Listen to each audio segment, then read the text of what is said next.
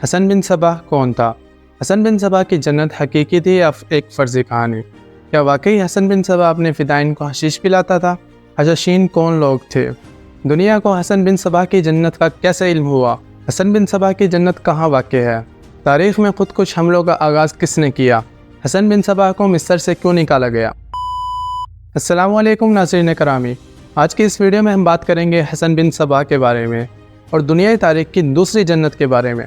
آپ میں سے اکثر لوگوں نے ایک ہی جنت کا ذکر سنا ہوگا جو کہ شداد نے بنائی تھی، لیکن جب ہم تاریخ کا مطالعہ کریں تو ہمیں دو جنتوں کا ذکر ملتا ہے۔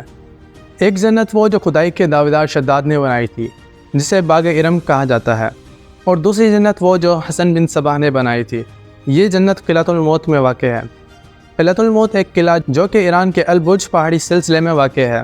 اس جنت میں رہنے والے مکینوں کو حشاشین کہا جاتا تھا، جو کہ اس دور کے خود کش حملہ آور تھے، جس کی وجہ سے اس دور کے حکمران ان لوگوں سے تھر تھر کانپتے تھے۔ حسن بن صبا کون تھا؟ حسن بن صبا 1050 کے قریب ایران کے شہر قم میں پیدا ہوا۔ اس کی ولادت ایک عرب خاندان میں ہوئی۔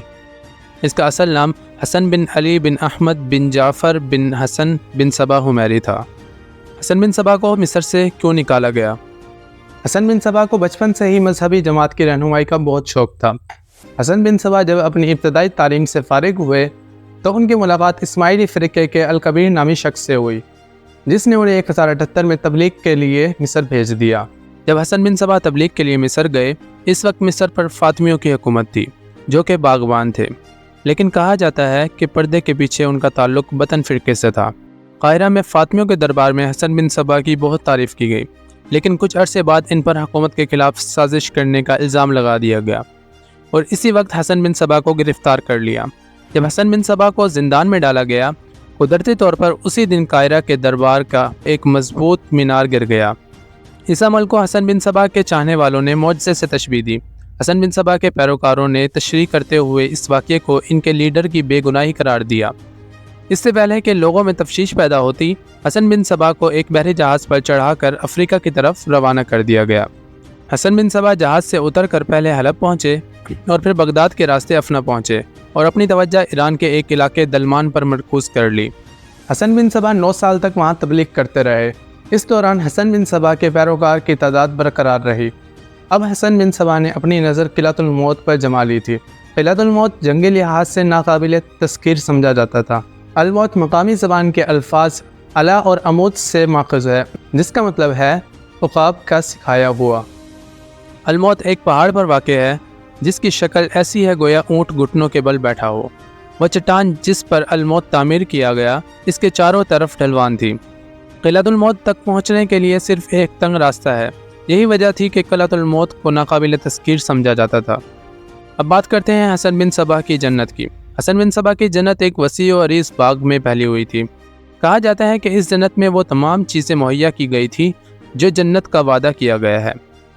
اس کی بنائی ہوئی جنت میں 2 چیزیں، شراب، دودھ، شہد اور مختلف طرح کی آرائش و زیبائش تھی۔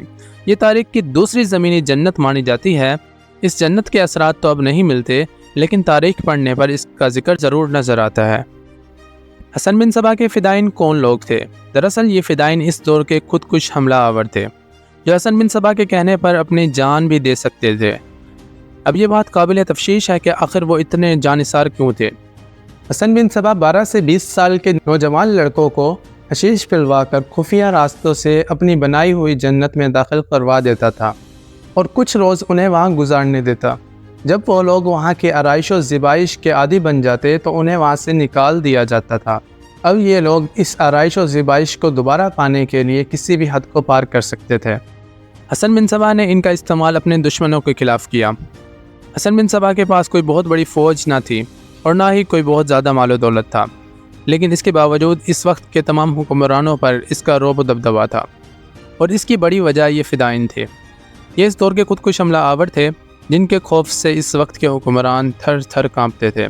ان فدائین سے متعلق آپ کو ایک واقعہ بتاتا چلوں جو ان کی وفاداری اور جانثاری کو ظاہر کرتا ہے۔ ایک مرتبہ کوئی جرنیل حسن بن صبا سے ملنے آیا اور اپنی فوج کے کارنامے سنا کر حسن بن صبا پر اپنا رعب و دبدبا ڈالنا چاہا۔